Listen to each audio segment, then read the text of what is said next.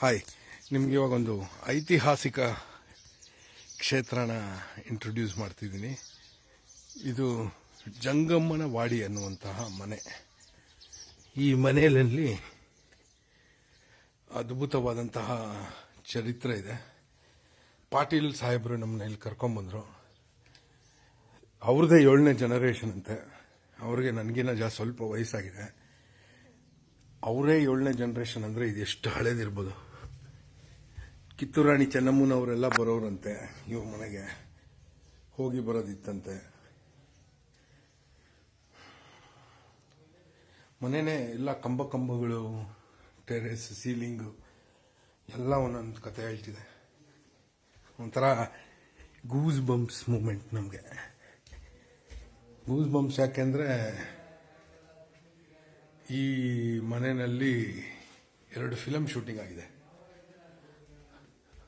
ಒಂದು ನನ್ನ favourite film Shankar ನಾಗ್ ಅವ್ರು ಮಾಡಿರೋ ಗಿರೀಶ್ ಕಾರ್ನಾಡ್ ಫಿಲಮು ಒಂದಾನೊಂದು ಕಾಲದಲ್ಲಿ, ಮತ್ತೊಂದು ಸಂಗ್ಯಾ ಬಾಳ್ಯ.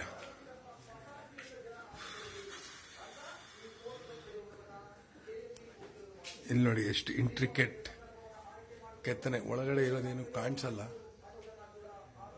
ತುಂಬ ಹೈಲಿ ಪೇಂಟ್ ಸ್ಟಿಕ್ಕಿಂಗ್ ಕೆತ್ತನೆಗಳು.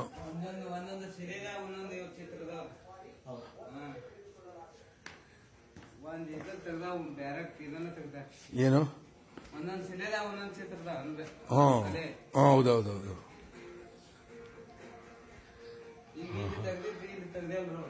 ಹೌದೌದು, ಒಂದನ್ನ ಇನ್ನೊಂದು ಥರ ಬೇರೆ ಒಂದೊಂದು ಡಿಸೈನ್.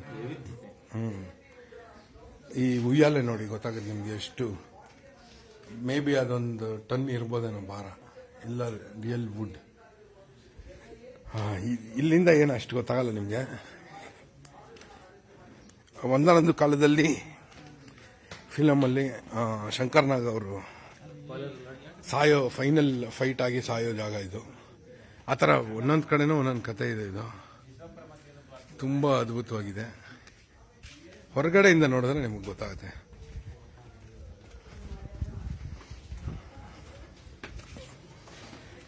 ಈ ಮನೆ ನೋಡಿದ ತಕ್ಷಣ ನನಗೆ ಫುಲ್ಲು ಗೂಸ್ ಬಂಪ್ಸು. ದೊಡ್ಡ ಮನೆ ನೋಡಿ. ನನ್ನ ಪ್ರಕಾರ ಇದು ಅವ್ರು ಹೇಳ್ದಂಗೆ 1000 ವರ್ಷ ಇತಿಹಾಸ ಇರ್ಬೋದು.